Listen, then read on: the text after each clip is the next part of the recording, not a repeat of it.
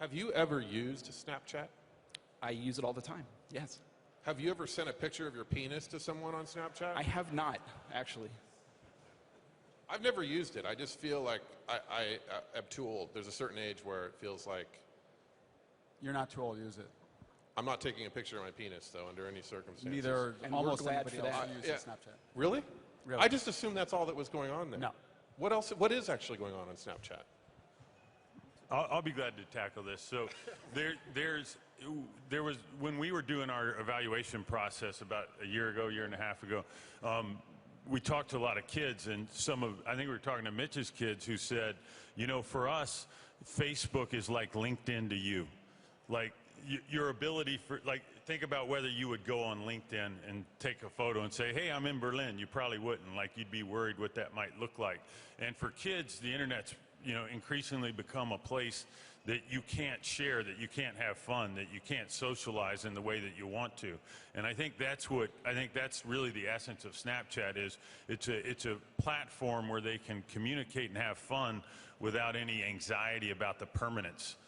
In fact, you know, at many schools today, they're now teaching children about the dangers of posting things on social media because of the permanence and risk associated with it. And you hear about kids not getting jobs because of what was on their Facebook page. And so, you know, that's actually what's going on. And that's why this medium is so interesting to these kids. Yeah, I want to add something, because when we were investing, the Evan Spiegel, the founder, you know, his reaction when you bring up, is this used for sexting, is one of shock, because it suggests you don't understand, our industry didn't understand the kind of petri dish these kids feel like they're in, where everything gets discovered and seen. And so there's a journalist, Chris Hedges, who writes about the celebrity culture in the United States and how, look at me. And Facebook has amplified the idea of you're a celebrity of your own life. And that really takes away the ability to freely self-express. And what Snapchat has revealed is that people want to share in a one-directional way where it's a contorted view of their face.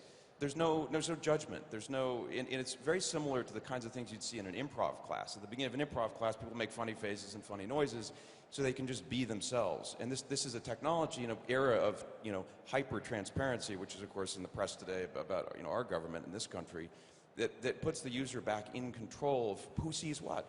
And that idea of total control opens up ways of communicating that we're suppressing with this overly documented life that we have on Facebook.